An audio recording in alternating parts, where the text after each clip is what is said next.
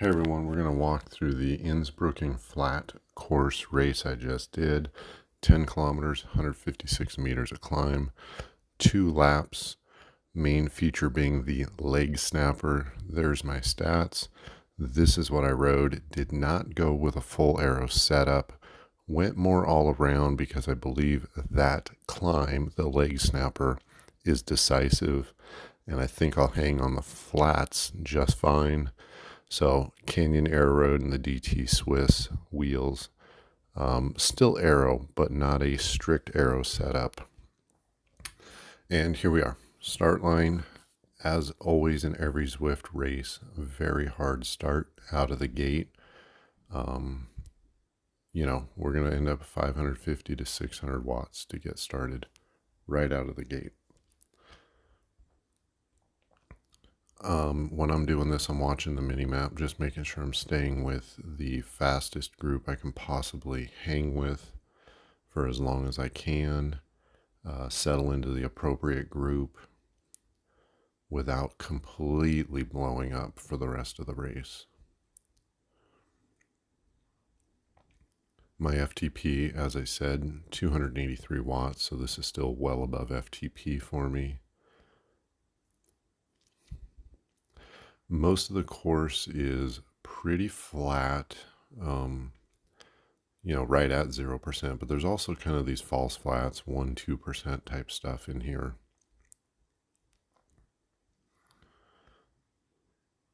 As you can see, still 330, 340 watts for me. Not an easy effort still.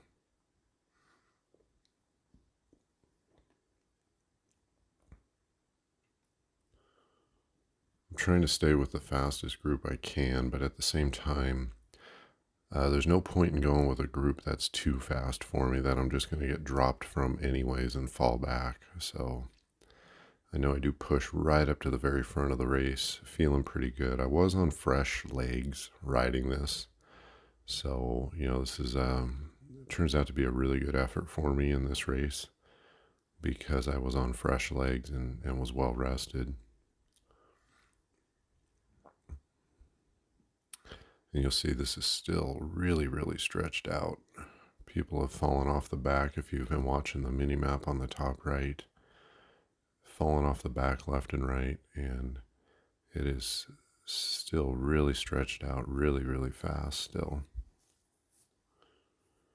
My heart rate's now hitting up at around 170 and into the low 170s, and that is hurting pretty good for me. That's doable, but difficult, definitely difficult. I start to see this group pulling away, and I don't think I can go with them. Let this guy in the orange jersey try and pull through if he wants to close the gap, but right around here, I'm thinking it's gone. These small gaps just open up in Zwift, and there's no coming back from them. And I remember seeing them go around this corner and thinking, they're gone. That gap, it's gone, and it will not come back. I will not see that group again. I was all right with it. I mean, I'm still upper 200s, low 300s even in power, so everything has been threshold and above for me.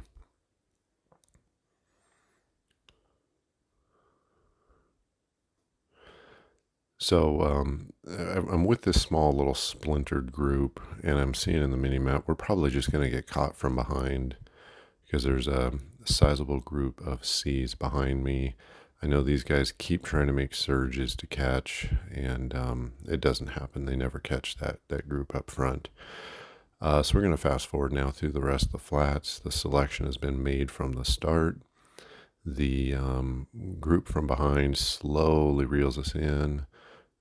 We have a B group or a B rider jump across to us, and we roll through the cobbles. Pace stays pretty high the whole time, and sure enough, we get swallowed and joined by the group from behind right as we're going into the leg snapper. You come across and it bends to the right here, and this sort of starts the ramp up at 4 or 5%, and here we go. I was not familiar with how I was going to pace this. I've ridden this before, but I'm not super familiar with what sort of effort I could do. And, well, that's how we learn. We make mistakes and we learn from them. Started to see how far up it was to finish the climb. And I really started thinking, boy, I don't think I can hold 450 watts. I'm approaching 180 on my heart rate now. And I felt like, okay, I could probably keep in the 380 to 400 window up this climb is probably doable for me. And that's right around where I settled in. You'll see as I come to the top of this hill, though, I let a gap open. I had a little more in the tank. I paced it well, but I could have went a little harder. And leaving that little gap right as we come around this right corner, and I should have ramped up sooner and earlier and went hard, because now I'm cresting and trying to catch them. Then I surge too late, and it's just too late to put in a 450 to 500 watt dig, and I'm not going to catch them on this downhill at 55 to 60 kilometers an hour. I do super tuck to recover, and I do know there is another slight uphill coming, and I surge and really, I don't want to say a full sprint, but a hard effort on this uphill, 650 watts or so here, in a desperate attempt to catch, and it doesn't work. It's too much of a gap. I can't close it. Look at this, 700 watts almost.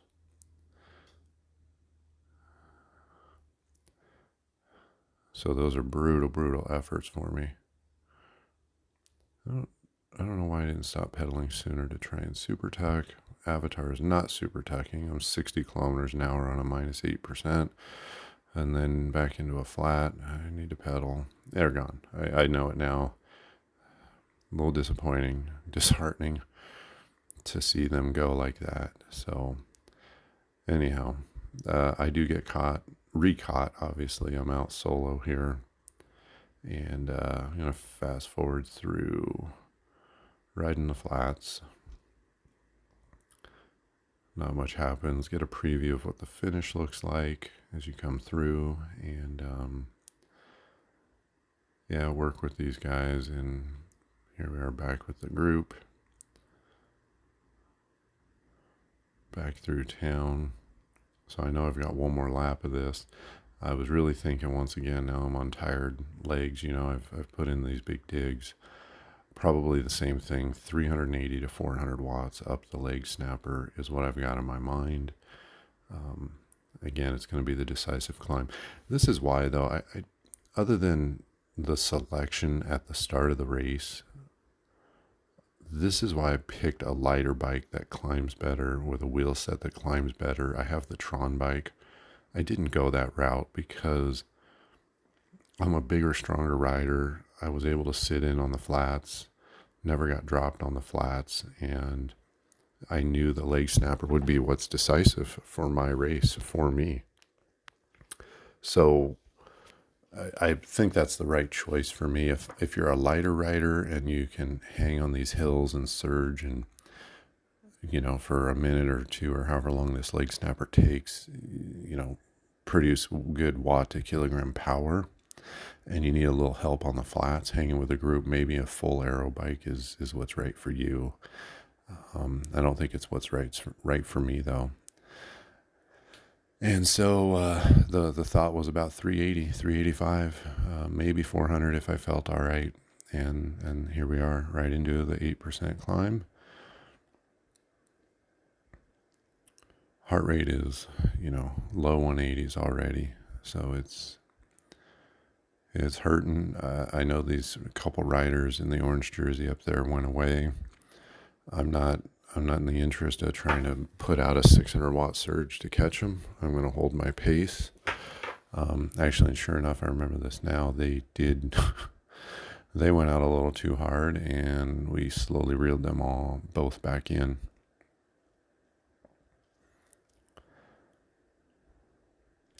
Once again on this, I did not stop pedaling right here as you go over the crest. I kept power into the pedals to get steam rolling on the downhill and try and drop a couple people off the back of the group and stretch it out and then get into a super tuck quick, get that speed up.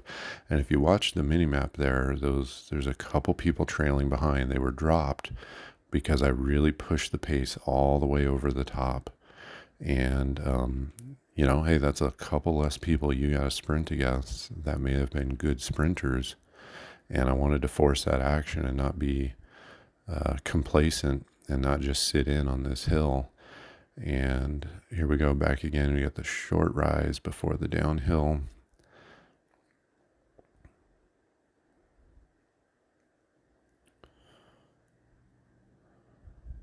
Going to conserve energy, try and sit in, and then I will fast forward down to the critical kind of end of the race here in just a second.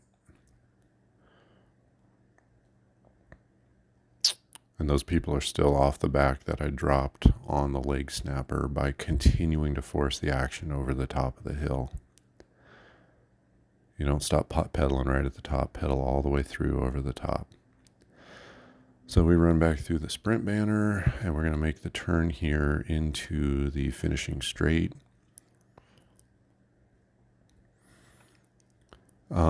A lot of times I notice the pace really picks up in the last kilometer. That's why we race. It's interesting and it's fun. This was different. I'm doing 150 watts all of a sudden. I mean, the pace went out of the group. It got slow. It got real slow. I should have been watching the front of this group a lot better, though.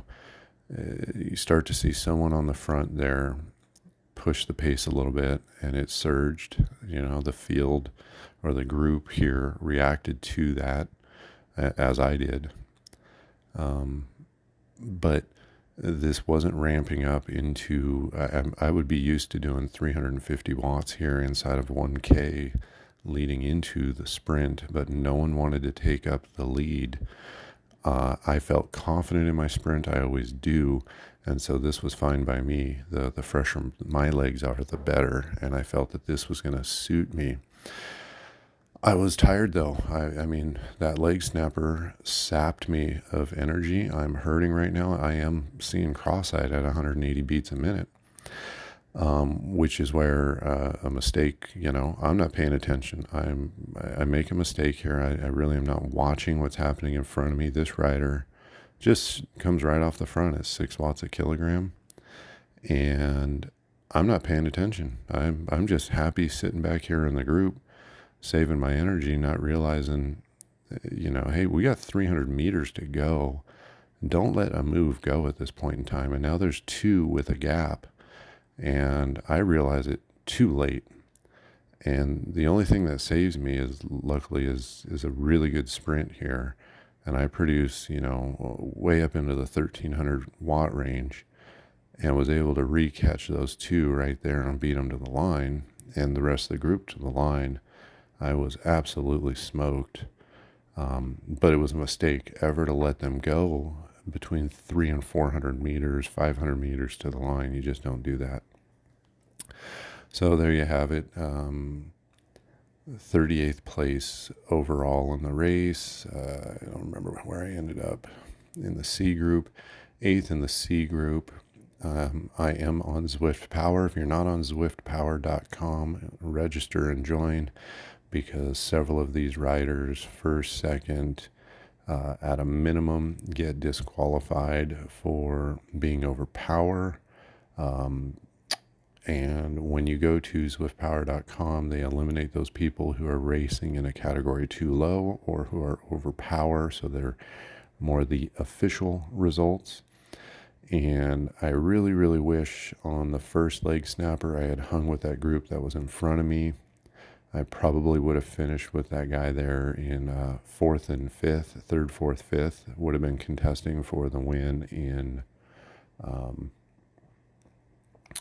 the C category out of the people who did not sandbag. So that really, really cost me, I think, here. Let's take a look at Zwift Power though and see where I ended up in the C group. There we go, 5th place. So there were 3 that got DQ'd in front of me. And we can take a look at the 95% of 20-minute power and see I was well under the limit and was not disqualified. This guy's just a hair over. Raced in the correct category, so he does not get DQ'd. Sprint power, 15-second power. I had the best power in the entire race and second best power in the entire race. Best power out of the C group for 30-second power, and then you start to see the longer it goes, the more I fall down. That short, hard sprint stuff I'm good at. Still had the best 1-minute power, raw power now we're talking, in the C group. So got to work on endurance a little better, build my aerobic engine more, get that 5-minute and that 20-minute power up higher, hang with a faster group likely from the start of a race, and be able to get over the hump. Race did score me points, big gain there, 32 points. I still don't have 6 races to qualify me. Thanks for joining me today, guys. Do me a favor, like and subscribe to the channel. I will keep bringing you more indoor, outdoor cycling events, more Zwift races. Follow my progress as I try and climb up through the C category rankings.